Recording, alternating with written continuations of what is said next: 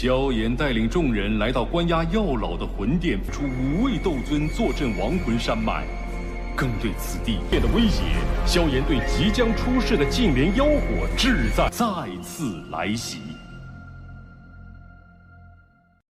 Lúc này, sau một đòn kinh khủng khiến trời đất rung chuyển, Tiêu Viêm và tên địa chủ hồn điện đã liền tách nhau ra. Trong lần giao kích này, không ai chiếm được ưu thế, hai người đều bị tổn thương. Nhìn đối thủ, Tiêu Viêm khẽ lẩm bẩm, thanh cốt đao này có chỗ khác thường. Lời anh ấy vừa dứt thì phía bên kia, địa chủ hồn điện cũng khẽ nói, người mà hồn điện chúng ta bắt hụt mấy lần, quả nhiên cũng có chút bản lĩnh. Lời lẩm bẩm của hắn vừa dứt, Đại Thiên Tôn lại nhìn Tiêu Viêm hỏi, không đến 1 năm mà ngươi đã đột phá đến nhị tinh đấu thánh, nhân tài như ngươi nếu đồng ý gia nhập hồn điện thì tất nhiên địa vị sẽ không kém gì ta. Nghe Đại Thiên Tôn nói mà trên môi Tiêu Viêm bỗng nở một nụ cười cổ quái. Thế vậy, cái tên Đại Thiên Tôn kia đột nhiên đổi giọng quát, không biết điều, đợi ngày sau ngươi sẽ hiểu thực lực của hồn tộc chúng ta mạnh đến thế nào.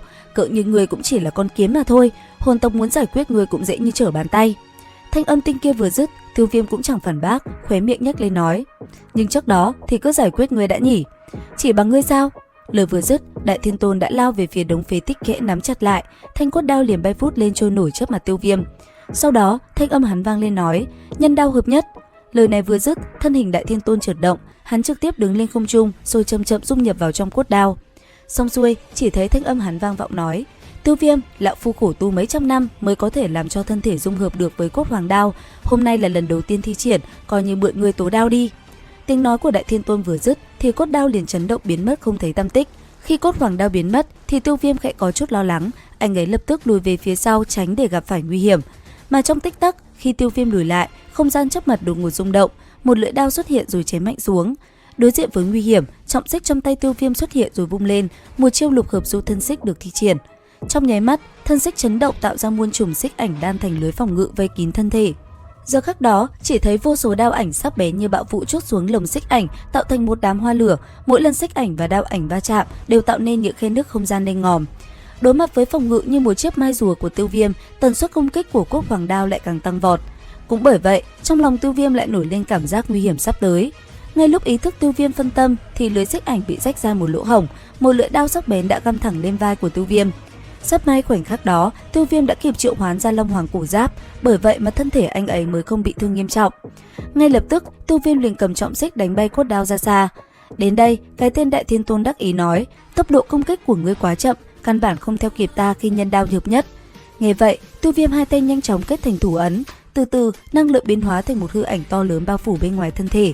Thủ ấn dần dừng lại, khóe môi Tiêu Viêm cũng nhếch lên một nụ cười lạnh, ánh mắt băng lạnh quát, Hoàng Tuyền Thiên Nộ. Theo tiếng quát của Tiêu Viêm, hư ảnh khổng lồ kia cũng chậm rãi há to miệng, một cỗ linh hồn trùng kích vô cùng kinh khủng chợt trào ra như gió bão. Âm ta kinh khủng trùng kích thẳng vào linh hồn kẻ đối diện. Khi nó quét qua, 70% cường giả hồn điện ở trong mảnh không gian này chợt cứng ngắc toàn thân rồi nổ tung dưới đòn linh hồn trùng kích. Cũng bởi vậy, cốt đao khổng lồ bị đánh bay ngược lại. Cùng lúc đó, một thân ảnh già nua văng mạnh ra từ thân đao rồi phun một ngụm huyết sắc. Đồng thời, Đại Thiên Tôn kia vậy mà bị Tiêu Viêm trực tiếp đánh bay từ trong cốt hoàng đao ra ngoài. Thấy Đại Thiên Tôn bị đánh bay ra khỏi cốt hoàng đao, ngón tay Tiêu Viêm liền điểm mạnh. Tiếp theo, một chiêu hoàng tuyền chỉ xuất ra. Chớp mắt, chỉ thấy một ngón tay cực lớn được tạo thành từ năng lượng liền xuất hiện rồi hung hăng điểm lên thân thể Đại Thiên Tôn. Chớp mắt, năng lượng đáng sợ đó khiến cho thân thể hắn nổ tung, một cánh tay hóa thành huyết vụ. Tiếp theo, Tiêu Viêm thuấn di, sau đó anh ấy mang năng lượng chưởng ấn cực lớn vỗ vào thân thể Đại Thiên Tôn. Ngay lập tức, thân hình Đại Thiên Tôn như viên đạn pháo từ không trung cắm thẳng xuống mặt đất, dư chấn đáng sợ tỏa ra xung quanh nơi này. Thế nhưng, ngay khi Tiêu Viêm nhìn thấy Đại Thiên Tôn vẫn còn sống, anh ấy liền quát lớn nói, ngươi bỏ mạng cho ta. Dứt lời, Tiêu Viêm bàn tay liền động, sát chiêu lập tức phóng về phía đối thủ và kết liễu. Thế nhưng đúng lúc đó, một thanh âm từ trong địa vang lên quát, Tiêu Viêm, gan lớn thật. Dứt lời, không gian phía trước Tiêu Viêm vặn vẹo, một thân ảnh chậm rãi xuất hiện, kình phong bắn ra liền đẩy ngược Tiêu Viêm lại. Thế vậy, Tiêu Viêm chỉ bình thản nói, Phó điện chủ hồn điện, trốn lâu như vậy, cuối cùng cũng trồi mặt ra rồi sao? Tiêu Viêm, ngươi đang ép hồn điện bọn ta cho ngươi nhặt xác cha ngươi đấy. Ta cũng đã nói, đưa phụ thân ta ra làm bình phong chính là sai lầm của các ngươi mà. Ta sẽ giao đả xá cổ đế ngọc cho cổ tộc. Không cần, có lẽ ngươi không có cơ hội đó đâu. Hiện tại, ta sẽ đích thân mang ngươi về hồn tộc để cha con ngươi đoàn tụ. Nghe vậy, Tiêu Viêm không đáp, tay áo vung lên, một đoàn lửa bắn về phía cái hố sâu kia. Hiển nhiên, hắn tính giải quyết Đại Thiên Tôn ở bên dưới trước. Thấy vậy, tên phó địa chủ kia chỉ búng nhẹ tay, hắc khí cuồn cuộn bắn ra, hóa thành một con hắc long cắn nuốt đoàn lửa đó.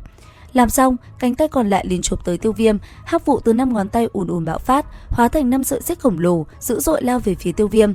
Đồng thời trên miệng quát, đừng tưởng rằng đột phá tới nhị tinh đấu thánh là có thể kiêu ngạo, trong mắt bổn tọa, người không đáng một xu.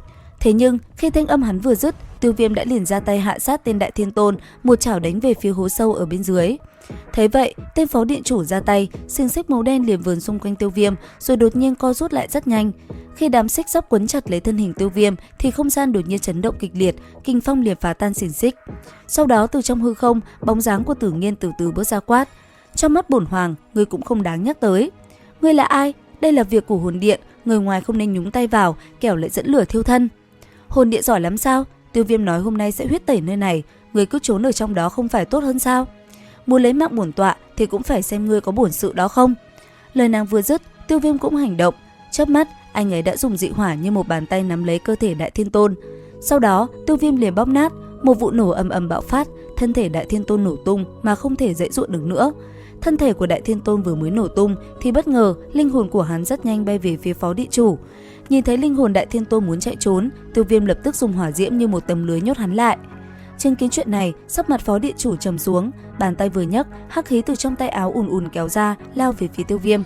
Thời điểm phó điện chủ vừa ra tay thì Tử Nghiên cũng động, một đạo thủ ấn kỳ dị phóng ra, chớp mắt đã thu lấy toàn bộ hắc khí.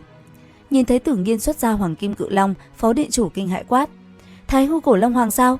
Khi Tử Nghiên ngăn cản phó điện chủ thì lưới lửa của Tiêu Viêm cũng đã bắt được linh hồn của Đại Thiên Tôn. Không chậm trễ, anh ấy liền tóm lấy linh hồn của hắn rồi cho vào một chiếc bình rồi mau chóng cất nó đi.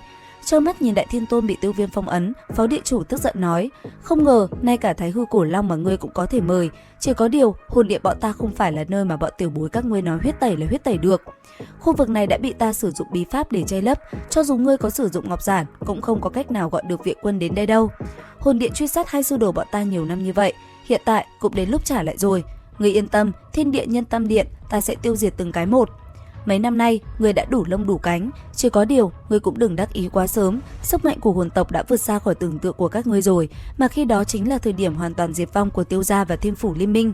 Phó điện chủ cười nhẹ, đồng thời thân thể đột nhiên nổ mạnh, tỏa ra hắc vụ tràn ngập phá vỡ cấm chế, tạo thành một thông đạo không gian.